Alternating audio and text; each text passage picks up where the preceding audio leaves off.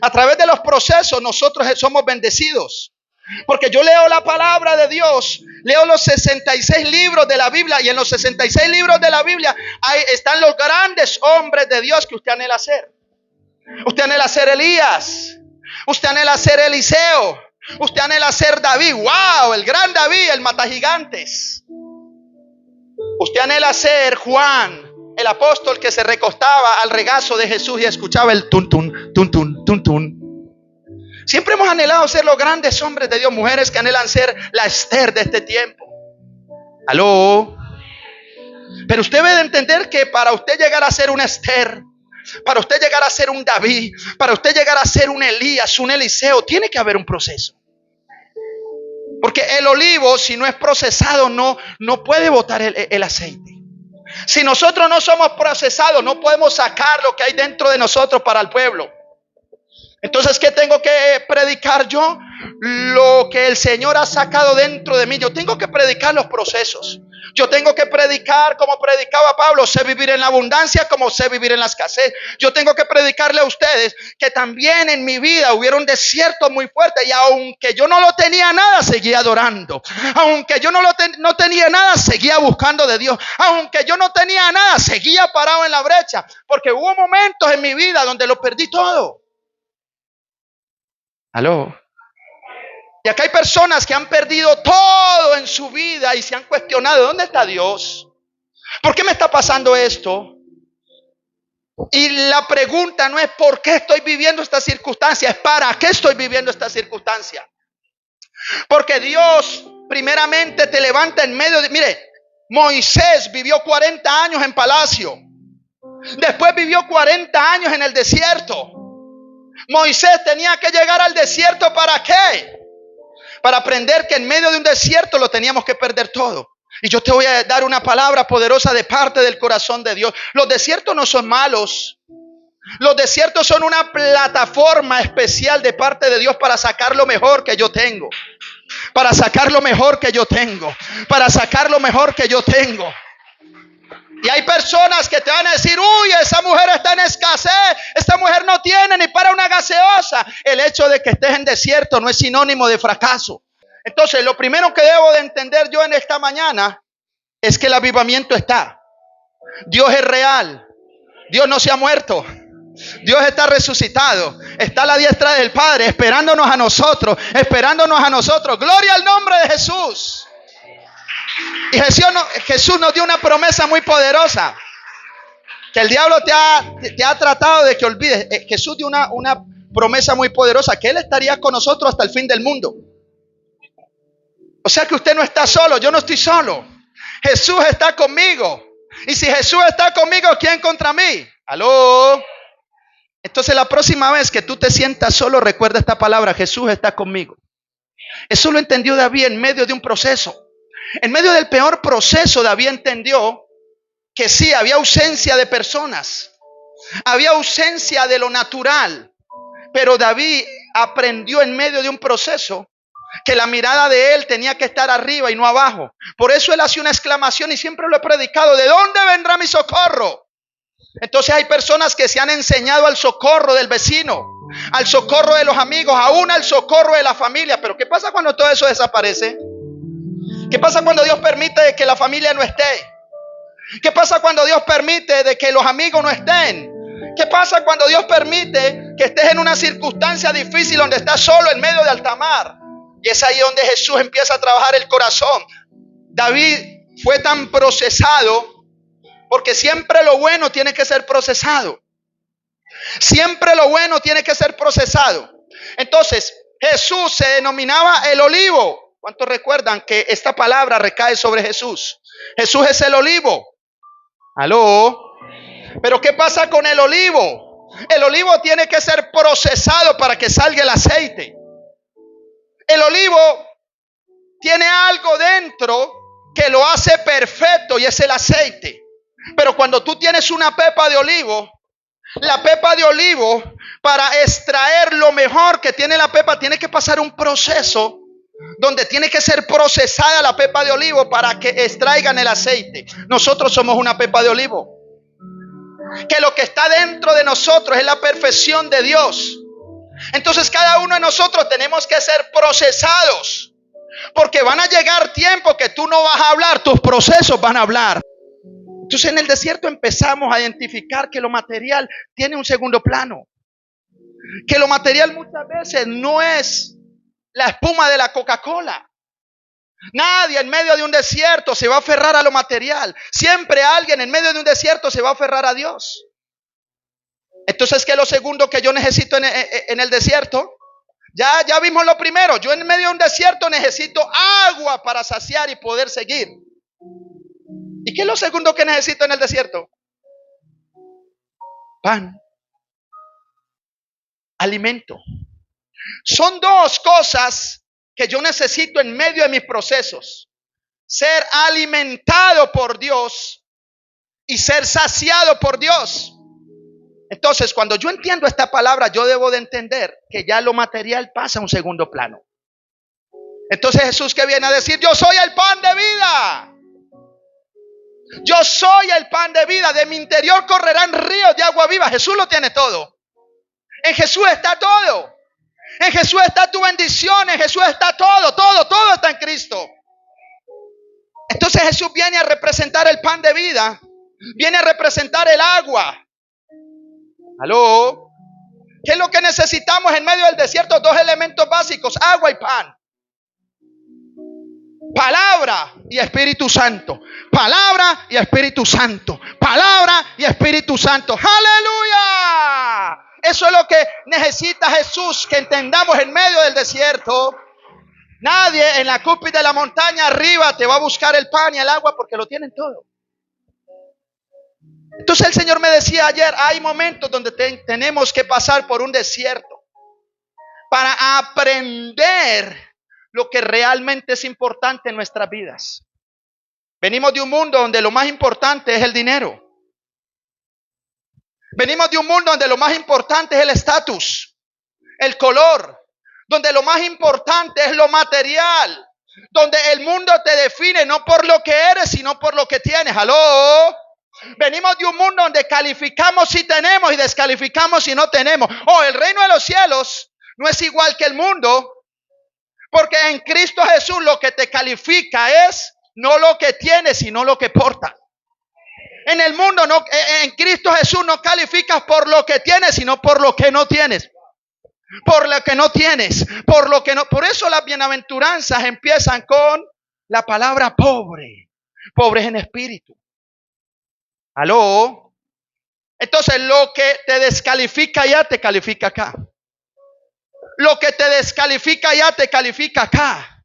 Por eso Dios habla en su palabra: de lo vil y de lo menospreciado los he sacado para avergonzar a los sabios. Entonces, si estoy en un desierto es porque Dios ha permitido un desierto.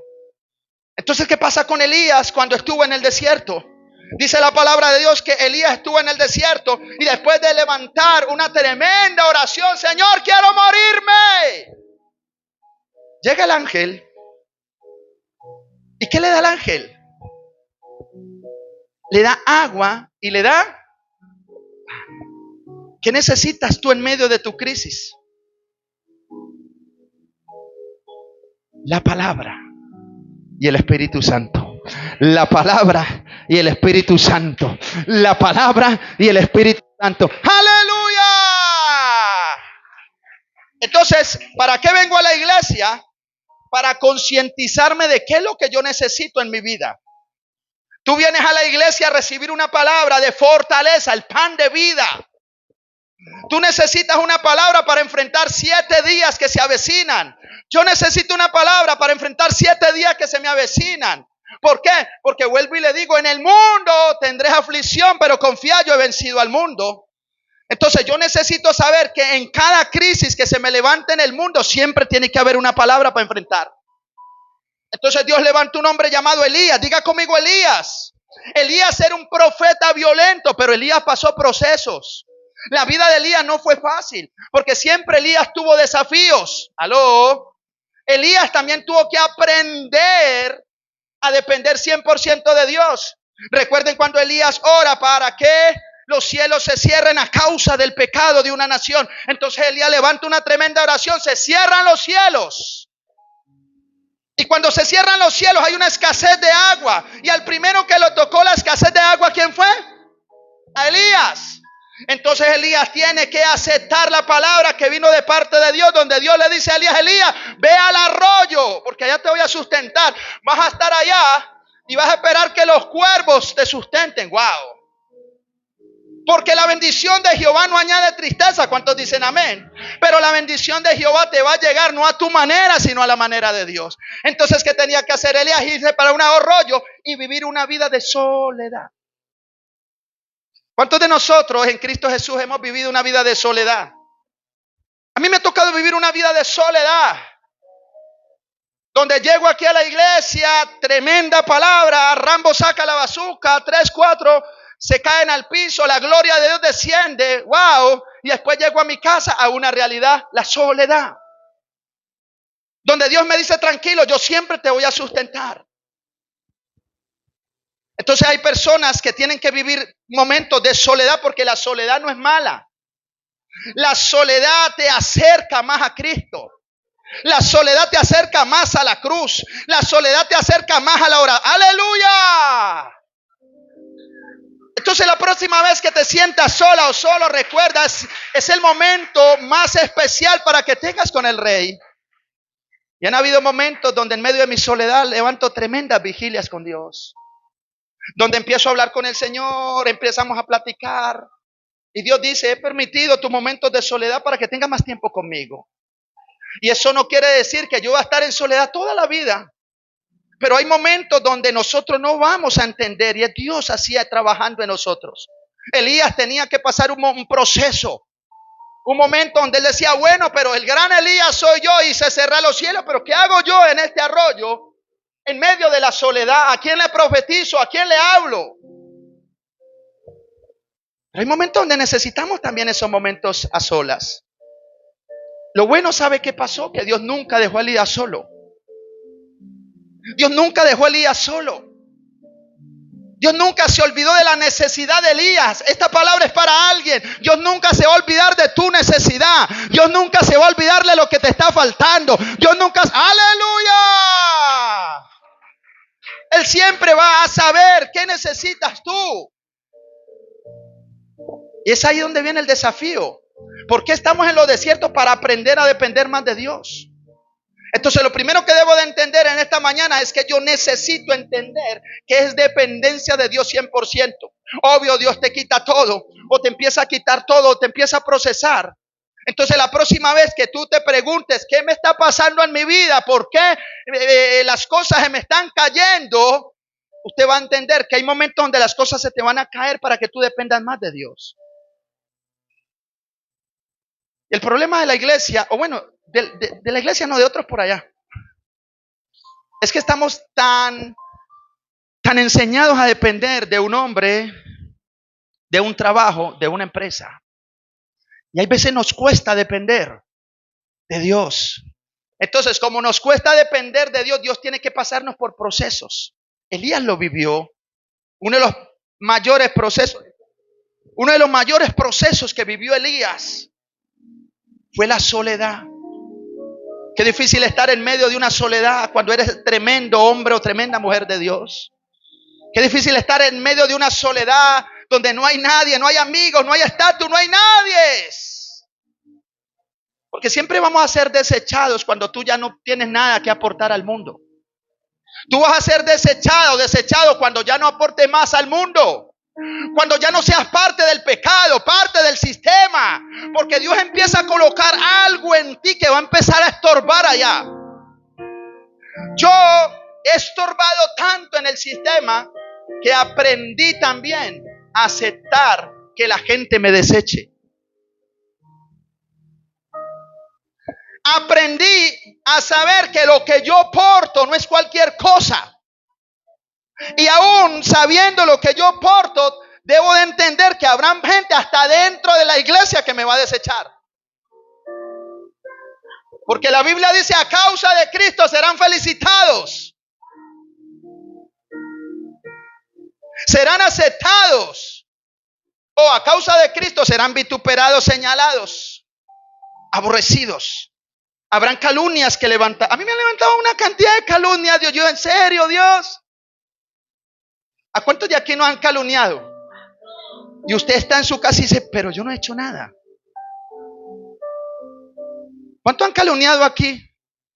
Ese es el precio de vivir una vida en Cristo. De que así tú des explicaciones sobre explicaciones. La mamá de las explicaciones te van a decir, nada, no me importa. Porque así la mona se vista de seda, mona se queda. Y usted va a decir, reprendo al diablo. Y hay procesos que no vamos a entender. Usted llega a Cristo y ya empieza a ser el feo de la empresa. El hazmerreír de la empresa. El hazmerreír de los amigos. Oh, yo lo viví. Halden está aquí. Cuando Halden fue el primero que se levantó. Cuando yo le dije, Halden, era mi jefe. Yo trabajé con él y ya lo he contado varias veces. Donde yo era uno de los mejores trabajadores de él. Pero para lo malo, ¿no? Y la primera vez que le dije a ellos que era cristiano, todos se quedaron como 2 horas riéndose. Ni me creyeron eso. ¿Cómo diría yo que ni me creían eso? Y ahí empecé a experimentar el rechazo de la gente. Porque la gente te va a rechazar cuando hay un cambio sobrenatural en ti. La gente te va a empezar a rechazar cuando tú empiezas a aportar algo diferente a ellos. Se va a levantar la envidia, se van a levantar las críticas, se van a levantar las calumnias. Y Dios me ha enseñado que en la crítica, en la calumnia, en el señalamiento también Dios trabaja para volverte más fuerte, más fuerte. Así la tormenta golpee, así la tormenta ruja. Dios te está haciendo fuerte. ¡Aleluya! Y ese es el proceso que debemos de vivir. Lo vivió Elías en el arroyo. Después Elías recibe una palabra poderosa de parte del corazón de Dios. Dios le dice, ve y visita a una viuda. Yo hablaré a la viuda para que la viuda te reciba. Entonces Elías va donde la viuda y la viuda efectivamente recibe una palabra. Diga conmigo palabra. Y la palabra que recibe la viuda era que sustentara a Elías. Wow. Y esta palabra es poderosa porque tanto Elías como la viuda estaban en un momento crítico. La viuda estaba endeudada porque el esposo le dejó una gran deuda. Estaba en escasez, tenía un hijo, la viuda y el hijo. Y Elías venía de una sequía. Entonces ahí donde Dios une propósitos. Diga conmigo propósitos. No importa la temporada que tú estés viviendo. No importa lo que se te haya levantado. Dios te va a usar con cualquier persona. Dios te va a usar en medio de tu crisis. Dios te va a usar en medio de tu desierto. Dios te va a usar. ¡Aleluya!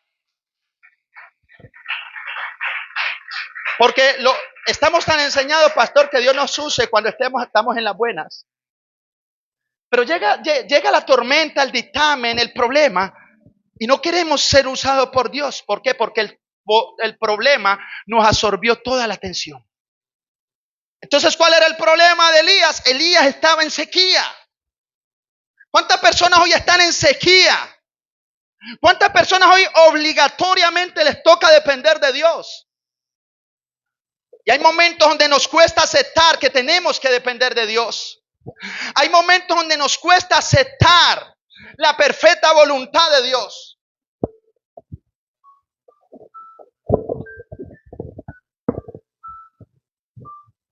Hacer la voluntad de Dios no es fácil, porque para yo llegar a hacer la voluntad de Dios tiene que haber un proceso. Y Elías, siendo el gran Elías, escuche bien, el gran Elías necesitaba procesos. Si el gran Elías necesitaba procesos, ¿qué pasa con nosotros? Si el gran Elías, el hombre que cerró los cielos, necesitó procesos, ¿te imaginas nosotros? La Biblia no describe que Elías lo seguían los amigos, los panas. Elías llegó un momento que él tuvo que enfocarse 100% en Dios y dejar que las personas siguieran su destino. Porque van a haber personas que van a tener un destino final que no está acorde a tu destino. Van a haber personas que te va a tocar soltar porque no tienen tu misma visión. Van a haber personas que tienes que dejar de seguir porque no es tu misma visión. Hay momentos donde tú tienes que soltar a tu Lot. Abraham lo vivió.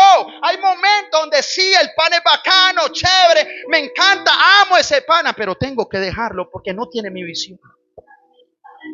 Y te va a doler, te va a doler. Te va a doler soltar personas que están aquí. Pero muchas veces es necesario para que el ministerio de nosotros florezca. Oh, ¿cuántas personas me ha tocado soltar a mí? Amistades bacanas. Me ha tocado soltar. Yo tengo un pana, muy pana, que fue muy pana mío. Pero desafortunadamente es un ateo. Y Dios sabe cómo amo a ese hombre. Lo estimo. Fuimos grandes amigos en el mundo. Pero llegó un momento donde me tocó soltarlo porque no tenía la visión. Y no lo voy a condenar porque es un ateo. Oro para que el día de mañana se caiga ese velo. Y siempre que lo veo le predico y él se ríe. Y al final empezamos a hablar, charlar como buenos amigos. Y él me dice: Luis Alberto, yo no entiendo mucho de la religión. Para mí Dios no existe, pero te admiro mucho. Porque a pesar de todo estás haciendo lo que más te gusta. Te admiro, te veo en videos cómo predicas y yo digo, ¿en serio ese era el amigo mío con los cuales hacíamos y deshacíamos? Porque él vio el cambio en Luis Alberto. Entonces un día me preguntó, ¿eres feliz? Y yo le dije, no te alcanzas a imaginar lo feliz que soy. Entonces un día empezamos a tener una charla ateo versus cristiano. Y yo le decía, le decía, pana, vamos a poner un ejemplo. Que lo que tú me dices sea realidad. Dios no existe. Y finalmente, cuando terminemos aquí nuestros días en la tierra, que partamos de este plano terrenal, nos convertiremos en la nada y no habrá nada más. Yo me iré gozoso porque hice lo que me gustó. Tú tendrás razón, Dios no existe, pero finalmente yo hice lo que quería, lo que me sentía bien. No hay riesgo, no va a haber nada. Tú ganaste, entre comillas. Pero ¿qué pasa si realmente terminamos esta carrera nosotros dos? Terminamos en este plano terrenal y resulta que Dios sí era real. Vas a perder. Porque te vas a ir al infierno. Y él me dijo, no me hables más porque me estás convenciendo. Siempre que le predico me dijo, no, espérate que 2 minutos más y termino allá diezmando.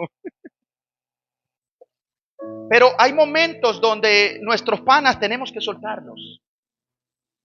Porque finalmente no pertenecen a nuestra visión. Y el hecho de que tú sueltes personas no quiere decir que los deseches cuando los veas. Lo único que tienes que entender es que la visión de ellos no es tu propia visión. Elías lo entendió. La Biblia no describe la juventud de Elías, ni cuando Elías era pequeño. Elías tuvo que tener personas a su alrededor, pero finalmente terminó solo. ¿Por qué? Porque portaba una visión. Entonces él llega a donde esta mujer, la viuda. La viuda estaba pasando un proceso tremendo. Había perdido a su esposo, quedó con su hija sola, no sabía qué hacer, estaba en escasez, pero le llega un profeta para que ella lo sustente. Yo me pregunto, ¿por qué Dios le habla a una viuda en medio de una escasez que sustente a un profeta? Oh, ¿qué pasa con Dios? ¿Será que Dios no está viendo que la viuda no tiene nada? Entonces yo te voy a decir algo de parte de Dios.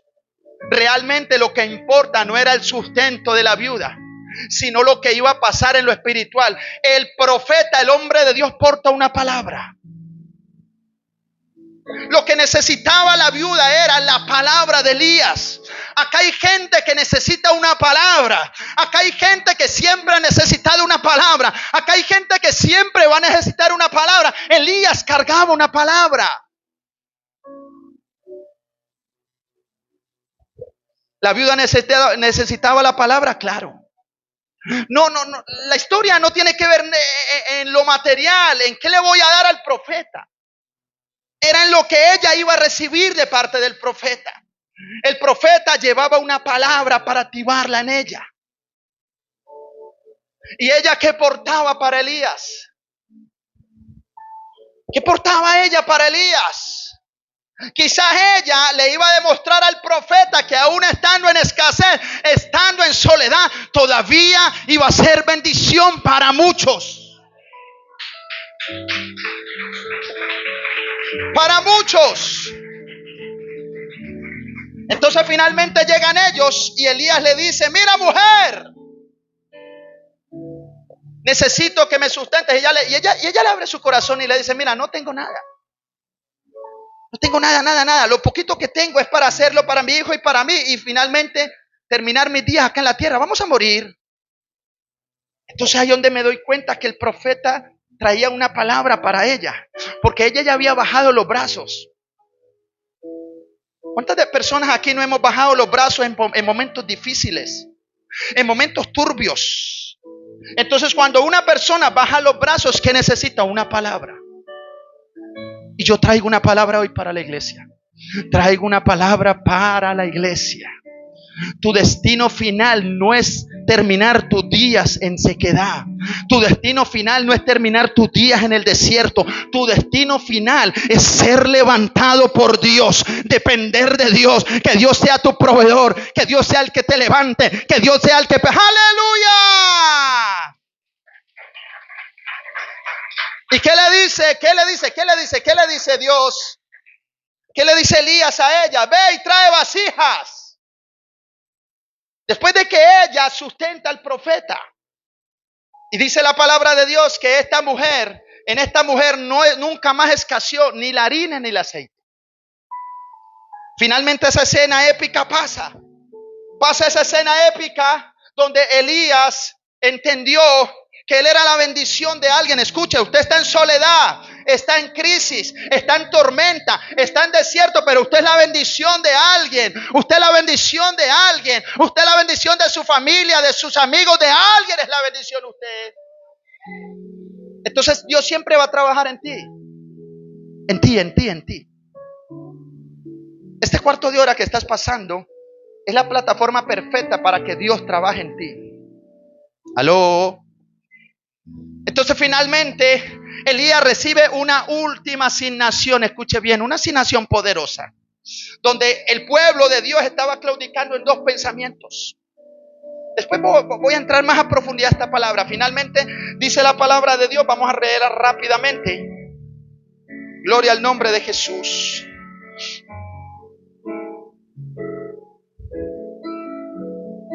Primera de Reyes 18 para terminar. Después de toda esta épica, de todo lo que había pasado, de cómo Dios en medio de los procesos sigue usando al profeta Elías, donde usted por nada del mundo, escuche bien, por nada del mundo baje los brazos en medio de una tormenta, una crisis o un desierto. Estás en crisis, Dios lo entiende, pero necesita usarte. Porque cuando tú te dejas usar por Dios en medio de una crisis, le estás diciendo al diablo: no importa lo que me esté pasando, no importa lo que se me haya levantado, mi servicio a Dios jamás dependerá de las circunstancias de la vida. Mi servicio a Dios jamás dependerá de una escasez. Mi servicio a Dios jamás dependerá de unos cielos cerrados. Mi servicio a Dios siempre dependerá del amor que Dios ha depositado en mí y del amor que yo tengo hacia Dios. Entonces Elías recibe otra asignación. Y la otra asignación que recibe Elías, ¿cuál es? Mira lo que pasa en 1 Reyes 18:1.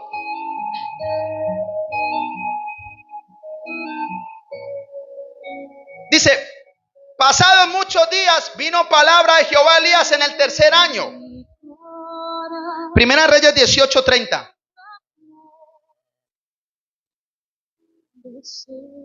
Entonces dijo Elías a todo el pueblo: acercaos a mí. Todo el pueblo se le acercó. Y él arregló el altar de Jehová que estaba ¿qué? ¿Estaba qué? Vamos, campeón.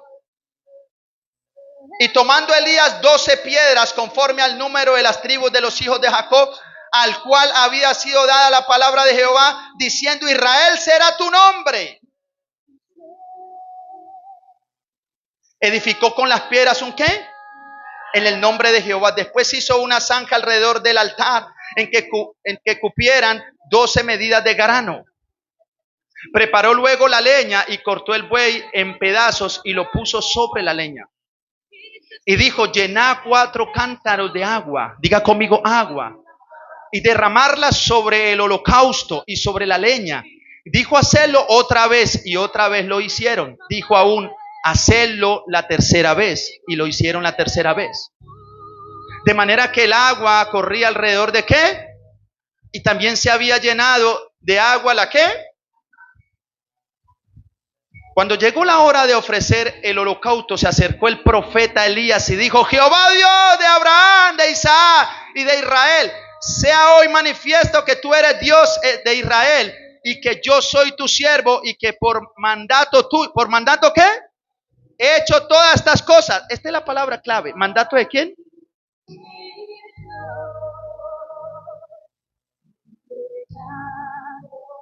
¿Ya hasta ahí termina, papi?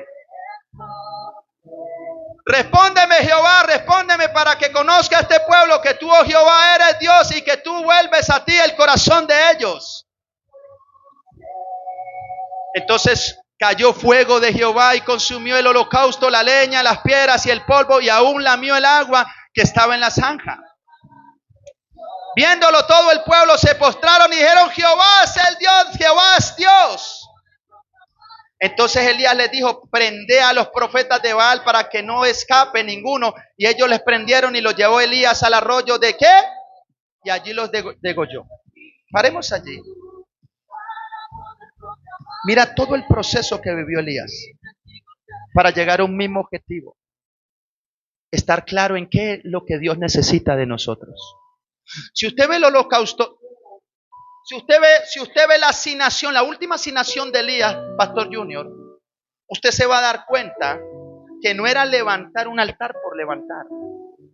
El altar estaba dañado, pero no era levantar un altar por levantar.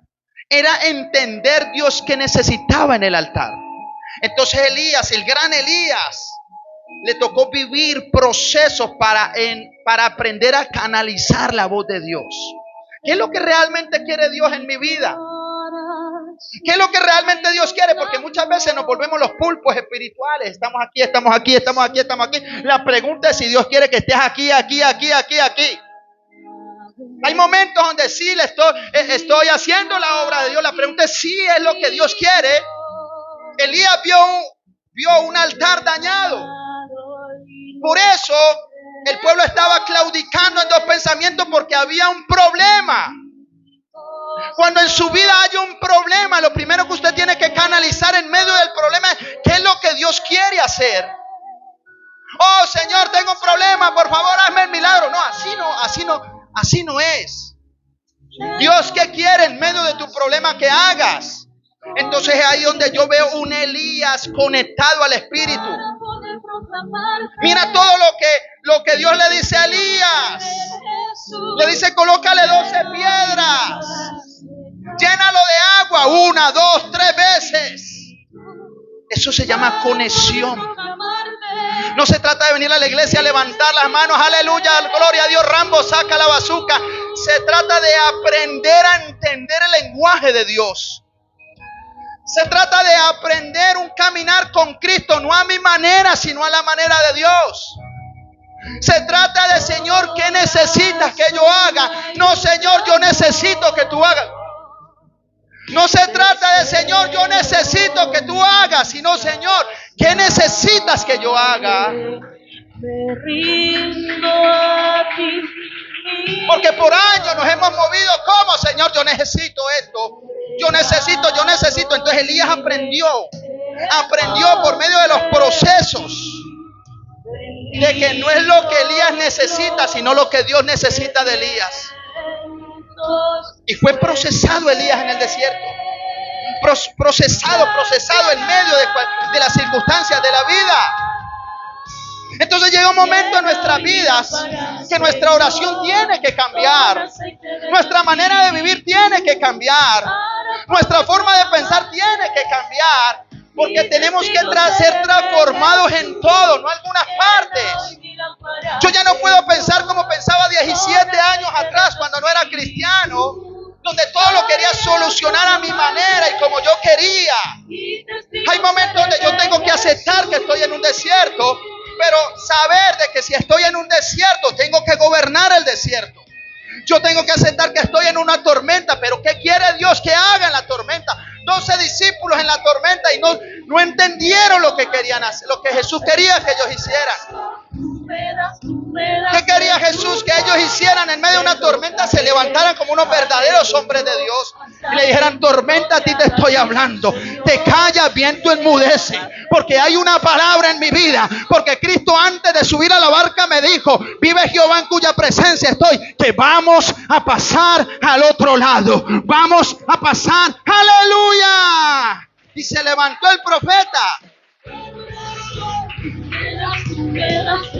Y lo que me llama la atención es que habían 450 profetas de Baal. Estaba Elías solo. Y el miedo pudo invadir a Elías. La zozobra pudo invadir a Elías. La duda, ¿será que sí? ¿Será que no? Si yo pierdo, me mata. Pero Elías tenía una palabra. Tenía una palabra. Elías tuvo que aprender que así él estuviera viendo mayoría, él tenía las de ganar. Así usted esté viendo la tormenta que tiene las de ganar, usted es el que va a ganar. Así ese problema esté avanzado, yo soy el que voy a ganar, porque no habrá problema que yo no pueda gobernar. Entonces ahí estaba el profeta aprendiendo una comunión con Dios. ¿A cuánto nos ha costado tener comunión con Dios? Ahora estás entendiendo por qué muchas veces los desiertos son buenos. Porque Dios te quita amigos, te quita lo material, te quita el trabajo, la empresa, lo que sea. ¿Para qué? Para que puedas aprender a tener una comunión con Dios. Acá hay personas que están sin trabajo y no han tenido de otra sino orar. Aprendieron a orar. Rambo saca la bazuca, fueron bautizados en lenguas, están teniendo revelación, están teniendo unción, pero no se han dado cuenta que es el resultado de una vida de soledad, de una vida de escasez. ¿Por qué? Porque Dios cambia la escasez por una revelación, cambia tu desierto por una palabra, cambia tu tormenta por la unción del Espíritu. ¡Aleluya! Ponte sobre tus pies. Entonces hoy te puedo decir, el gran Elías, el hombre que cerró los cielos, el hombre que volvió una mujer empresaria, también estaba en crisis.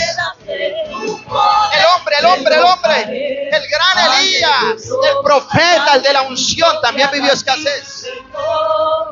También le tocó depender de Dios como te está tocando a ti. En el arroyo tuvo que aprender a que unos cuervos le trajeran de comer. Oh, porque una paloma no me trajo de comer, porque no es a tu manera. Ahora no será a tu manera. El sustento de Dios no es a tu manera. El pueblo de Israel quería carne, codornices, pero Dios quería el maná para ellos. ¿Cuántos de nosotros quisiéramos cambiar ese dictamen médico ya? Quisiéramos cambiar esa tormenta ya, ese desierto ya. Pero no hemos podido aprender que es a la manera de Dios. Dios no pone carga que no puedas soportar. Y siempre en los peores momentos de nuestra vida debemos de entender que somos el olivo. Tú eres el olivo, donde Dios necesita triturarte para sacar lo que tienes adentro. Entonces yo te puedo decir, a partir de este momento, Dios sabe que tu dolor está allí. Dios sabe que te duele la circunstancia que estás viviendo. Dios sabe, Dios lo sabe. Pero muchas veces también Dios en medio de tu dolor se va a glorificar. Jesús estaba en la cruz y dijo: Señor, Señor, Señor. Dios mío, ¿por qué me has abandonado? Dios no abandona a nadie. Dios trabaja en el silencio también. Lo que Jesús en ese momento no discernió es que Dios estaba trabajando en medio del silencio. Dios estaba colocando en el campo espiritual todo en orden. ¿Por qué? Porque la gracia iba a descender. El nuevo pacto estaba descendiendo. Jesús, quédate allí, porque tú vas a poder soportar esa prueba. Voy a hacerme para acá porque voy a poner en orden lo que tú estás haciendo. Porque viene algo nuevo para esta humanidad. Viene algo nuevo. Sí, porque después de los 3 días te vas a levantar en resurrección. Esta palabra es para alguien. Hay momentos donde te vas a sentir sola o solo, pero Dios está organizando todo para tu tercer día. El primer día es donde tú mueres. El segundo día es la zozobra de qué está pasando, qué va a pasar. Pero el tercer día es el día de la resurrección. Es el día donde viene tu milagro, donde tu milagro se materializará, donde tu milagro se está materializando. Pero quizás hay gente que está en el segundo día. Ese segundo día donde nada está pasando. Donde no hay cielos abiertos, donde no hay palabra, donde no hay presencia, donde no hay nada. Pero Dios me dice en esta mañana, resistí al diablo y él tendrá que huir. Tener fe en medio del desierto, tener fe en medio de la tormenta. Jesús le tocó esperar. Se sintió solo, claro, exclamó: Dios mío, ¿por qué me has desamparado? Pero no hubo respuesta a esa oración. Porque vive Jehová en cuya presencia estoy. Que hay oraciones que no van a ser respondidas porque Él está trabajando a favor tuyo. Porque Él está organizando lo espiritual a favor tuyo. Porque Él está preparando tu milagro para ti. No te preocupes porque estás viendo puertas cerradas. Él está preparando una puerta para ti que ni el hombre la podrá cerrar. Ni el hombre la podrá cerrar. Y ahí estaba el gran Elías, en medio de la zozobra, conectado al Espíritu. Y era el Dios eterno diciéndole: haz esto, esto, esto y esto y esto y esto. No mire los 450 profetas de Baal. No te preocupes, yo estoy contigo. Esta palabra es para alguien. No mire la escasez, yo estoy contigo. No mires tu tormenta, yo estoy contigo. No mires tu crisis, yo estoy contigo. No mires todo lo negativo, yo estoy contigo. Esta palabra es para alguien. Dios le estaba diciendo al profeta: no mires 450 profetas de Baal. No los mires, escucha mi voz, escucha mi dirección. No importa lo que vaya a pasar, yo ya tengo todo controlado. Yo ya tengo todo cuadrado. No dejes que tu mente empiece a evaluar lo que va a pasar al otro día, lo que va a pasar dentro de una semana, lo que va a pasar dentro de un mes. No te preocupes, porque yo te daré la victoria, dice Dios. La victoria ya está. Lo que está pasando en el campo espiritual es que estoy preparando esa victoria para ti. Lo que está pasando en tu desierto, en tu tormenta, en tu proceso, es que te estoy preparando. Te estoy volviendo más fuerte. Te estoy levantando. Te estoy conectando a mí. ¡Aleluya! Con aceite de tu espíritu para poder proclamar. Levanta las manos. Hay gloria en esta mañana. Hay gloria y poder en esta mañana. Hay cosas que no vas a entender, pero no importa. Dios no necesita que entiendas lo que estás viviendo. Dios necesita que entiendas que Él está contigo. Tú me das de tu poder, te tocaré, haré yo hasta que el mundo te haga a ti, Señor.